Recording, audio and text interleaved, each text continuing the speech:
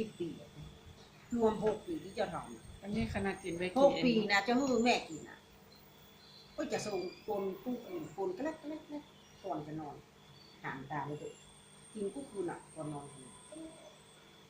แล้วหมอก็อยู่ได้10หมอว่ามะเร็งเนี่ยฟองตัวคนอ่ะได้10 ปีแล้วที่เป็นมะเร็งปอดสุดท้ายปอดเนี่ยมาเหลือที่ว่างมาเหลือพื้นที่ที่จะว่างเลยมันเละหมดแล้วปอดวาระสุดท้ายของคนก็มาป่วย4 เดือนมาได้4 เดือนที่ล้มนี่นะตอนนั้นมาเป็นเลือดตลอดไปส่งไปสวนดอกแรกไปส่งขั้นตอนเข้าไปรักษา30 บาทเนาะไปส่งไปไม่ดีมาจะขอส่งไปสวนดอกเปิดกระเซ็นเข้าไปสวนดอกไปสวนดอกก็รักษาสวนดอก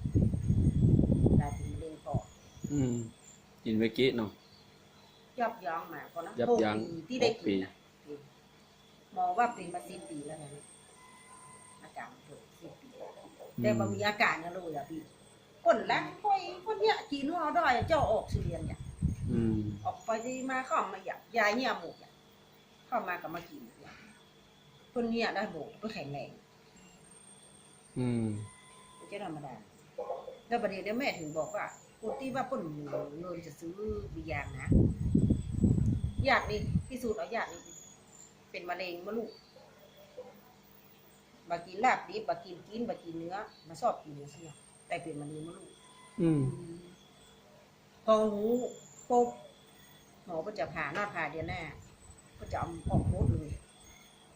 เสร็จแล้วปุ๊บเจ้าไปแอวหาเนาะญาติกันไปแอวเพราะว่านะก็กินเวกิก่อนไว้กินไว้ก่อนเลยหน่อยๆถึงจะผ่าเวกิมันจะช่วยสมานแผลมันจะดูแลตั้งน้อยตัวกินโต๊ะพอดีมันเจื้อดีมันกองแรกมันกินไปกองเสี่ยวกองปลายมันก็ไปผ่าออกม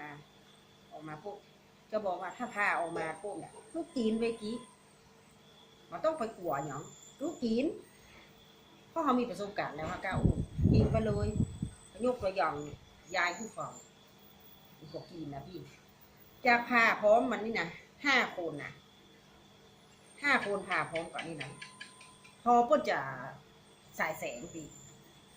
การสายแสงเนี่ย5 คนที่ผ่าพร้อมกันนี่นะคนนอน